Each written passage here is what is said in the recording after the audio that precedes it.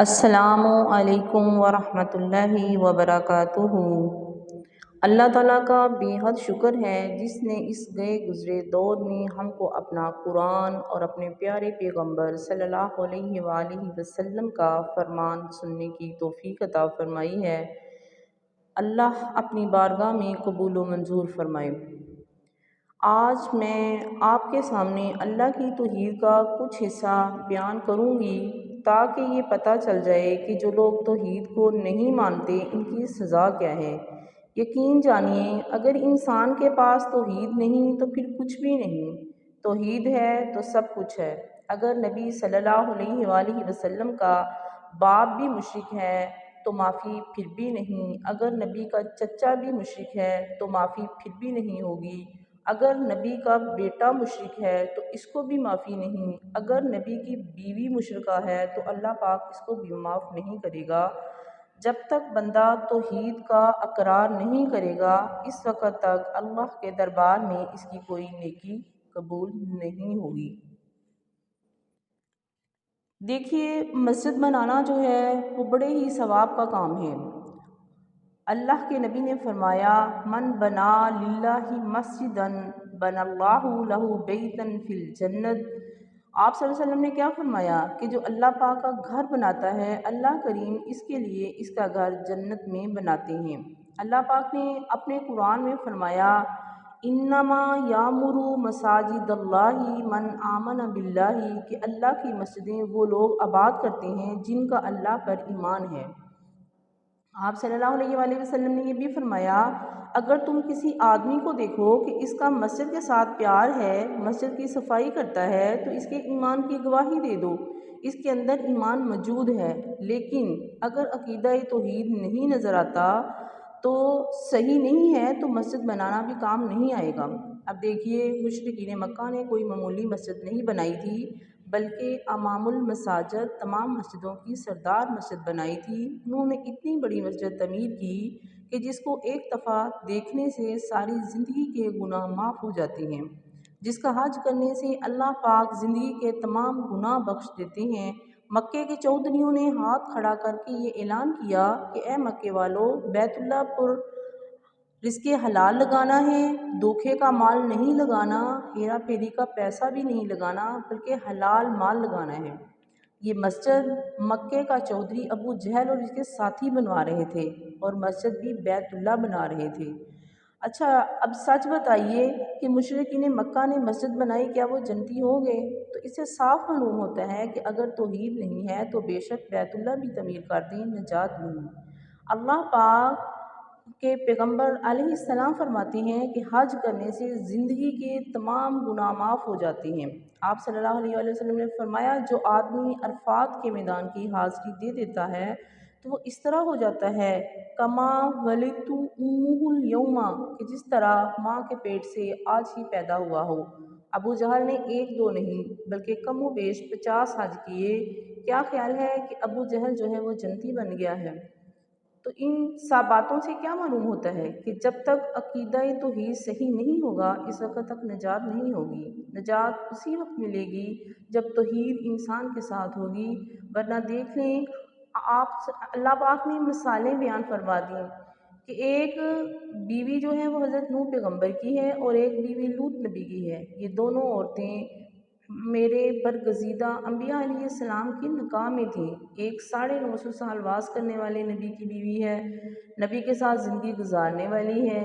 یہ بات بھی سنیں کہ یہ نبی کے گھر رہنے والی ہے لیکن اللہ کے پیغمبر کا کہنا نہیں مانتی، مشرکہ ہے، توحید کا اقرار نہیں کرتی۔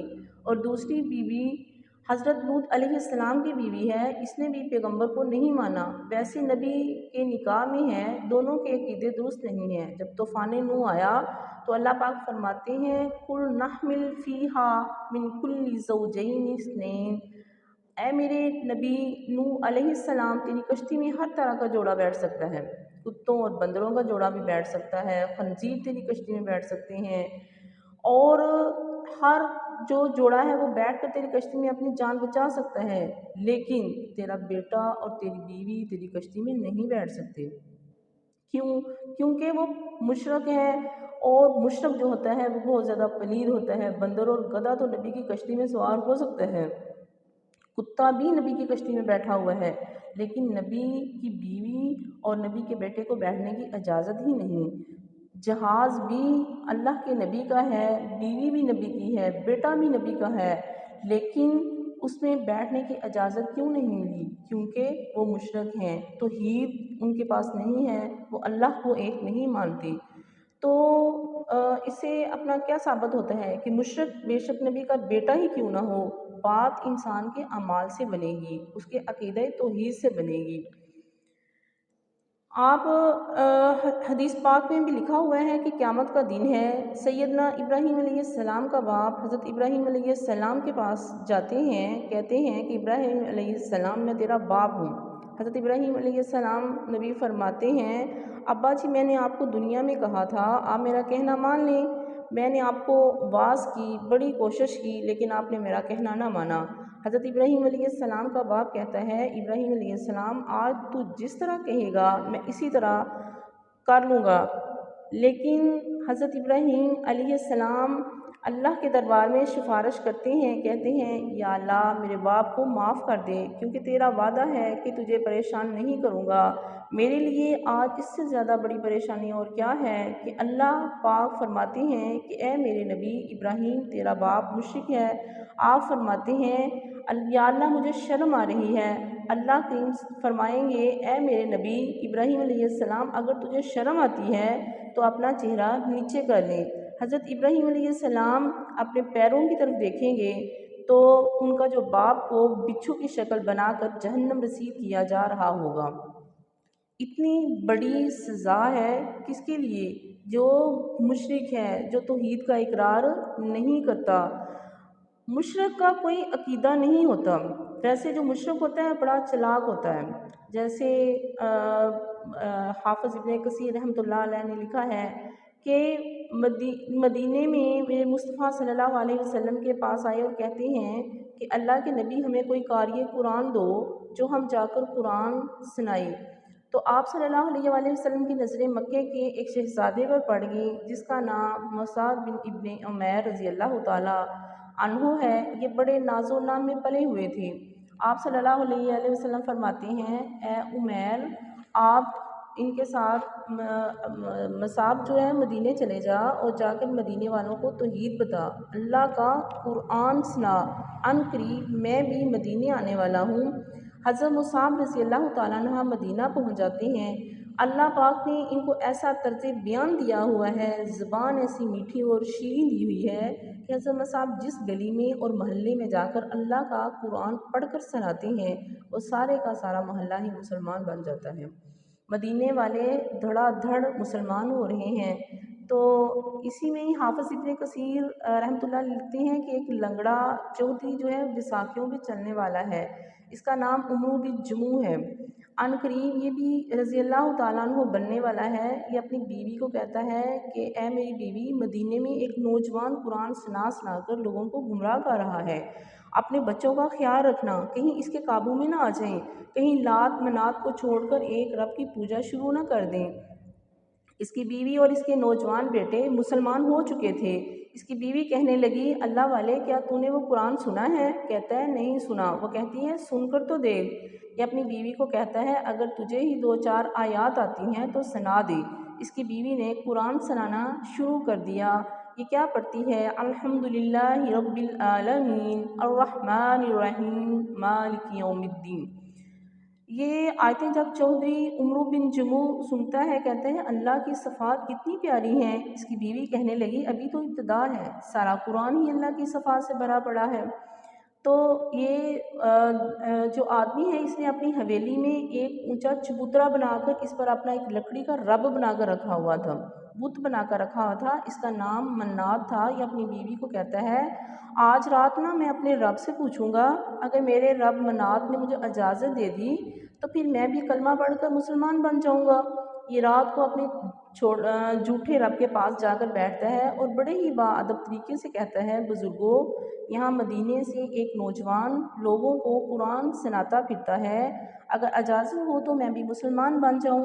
یہ اپنی لکڑی کے رب سے باتیں کر رہا ہے، اس لکڑی سے آواز نہ آئی تو یہ اپنی بیوی کو کہتا ہے کہ ادھر سے تو اجازت نہیں ملی، لہٰذا میں مسلمان نہیں ہوں گا۔ اس کے نوجوان بیٹے یہ سب کچھ دیکھ رہے تھے، انہوں نے سوچا کہ ہمارے بابا کو لکڑی نے گمراہ کیا ہوا ہے۔ ان نوجوانوں نے یہ پروگرام بنایا کہ ہم اپنے باپ کے اس رب کو کہیں پھینک آئیں گے، ہو سکتا ہے کہ ہمارا جو والد ہے وہ راہ راست پہ آ جائے۔ ان نوجوانوں کو یہ فکر پڑ گئی کہ ہمارا جو بابا ہے وہ کہیں قیامت کے دن ہماری آنکھوں کے سامنے جہنم میں نہ چلا جائے۔ انہوں نے اپنے باپ کا جو وہ دیوتا تھا، منات تھا، رب اٹھایا اور مدینے میں ایک گندے پانی کے کنویں میں الٹا کر کے پھینک دیا۔ اب دن چڑھ آیا تو اس عمرو بن جموح جو تھے، یہ صبح صبح اٹھ کے اس کے آگے ماتھا ٹیکنا تھا، عبادت کرنا تھی، دیکھتا ہے وہ چبوترا تو خالی پڑا ہوا ہے۔ یہ وہاں کھڑا ہو کر سوچنا شروع کر دیتا ہے، کہتا ہے اتنی بڑی بات بھی تو کوئی نہیں ہوئی، پتہ نہیں کہ میرا رب جو ہے وہ ناراض ہو کر گھر ہی چھوڑ گیا ہے۔ اب یہ ڈرتا ہوا کسی کے سامنے نام بھی نہیں لیتا کہ میرا جو رب ہے وہ گم ہو گیا ہے۔ اس نے اپنا رب جو تھا وہ تلاش کرنا شروع کر دیا، ادھر ادھر دیکھتا ہے، اچانک اس گندے پانی کے کنویں کے قریب سے گزرا، کہتا ہے یہاں ہی نظر دوڑا کر دیکھ لوں شاید یہاں ہی نہ ہو۔ کنویں میں دیکھتا ہے تو اس کا سر نیچے اور ٹانگیں اوپر کو ہیں۔ یہ اپنے رب کو مخاطب کر کے کہتا ہے تو نے یہ کیا اچھی اور صاف ستھری جگہ تلاش کی ہے۔ یہ اس کو کنویں سے نکال کر صاف ستھرا کر کے اسی چبوترے پر بٹھا دیتا ہے اور کہتا ہے اب دھیان کے ساتھ رہنا، کہیں پھر تجھے کوئی اٹھا کر نہ لے جائے۔ تو یہ کیا کرتا ہے، یہ اس کی سیکیورٹی کے لیے، اس کی حفاظت کے لیے جو ہے نا ایک تلوار جو ہے نا اس کے پاس رکھتا ہے۔ تو پھر کیا ہوتا ہے، رات دوبارہ سے پڑ جاتی ہے، اس کے بیٹے کہتے ہیں کہ ایک رات اور کوشش کر کے دیکھ لیتے ہیں، شاید بابا کو تہیرگی سمجھ آ جائے۔ انہوں نے پھر اٹھایا اور وہیں جا پھینکا، صبح کو یہ پھر نکال کر لایا۔ تو پھر جب تیسری رات ہوئی تو یہ تلوار کو رسی ڈال کر اپنی جو رب ہے اس کے گلے میں باندھ دیتا ہے، کہتا ہے تجھے تو پتہ ہی ہے کہ تجھے کون اٹھا کر لے جاتا ہے، اگر آج تجھے اٹھانے کے لیے آئے تو تلوار مار کر اس کا سر اتار دینا، پھر میں جانوں اور وہ جانے۔ یہ ہے مشرک کی عقل۔ عقل دیکھ لیں کہ اگر عقل جہاں ہوتی ہے وہاں شرک نہیں ہوتا، جہاں شرک ہوتا ہے وہاں عقل نہیں ہوتی۔ اتنے اعلیٰ رب کو چھوڑ کر کسی اور کو پوجنا تو یہ مشرک کی علامت ہے۔ ان بیٹوں نے کہا کہ بابا تیری عقل کی بھی صدقے ہی جائیں۔ انہوں نے تلوار کھولی اور مردہ کتا لے کر اپنے باپ کے دیوتا کے گلے کے ساتھ باندھ دیا اور پھر اسی کنویں میں لٹکا دیا۔ صبح ہوئی تو یہ سیدھا وہاں گیا، کیا دیکھتا ہے کہ کنویں میں ایک طرف کتا تیر رہا ہے اور ایک طرف اس کا رب تیر رہا ہے۔ یہ وہاں دیکھ کر کہتا ہے آج پتہ چل گیا ہے کہ تجھ میں تو کچھ بھی نہیں ہے، پہلے تو خالی ہاتھ ہوتا تھا اور آج تیرے پاس تلوار تھی تو پھر بھی تو مار کھا بیٹھا ہے۔ تو یہ وہاں ہی کھڑا ہو کر پڑھتا ہے اشہد ان لا الہ الا اللہ وحدہ لا شریک لہ واشہد ان محمدا عبدہ ورسولہ۔ صدق اللہ العظیم۔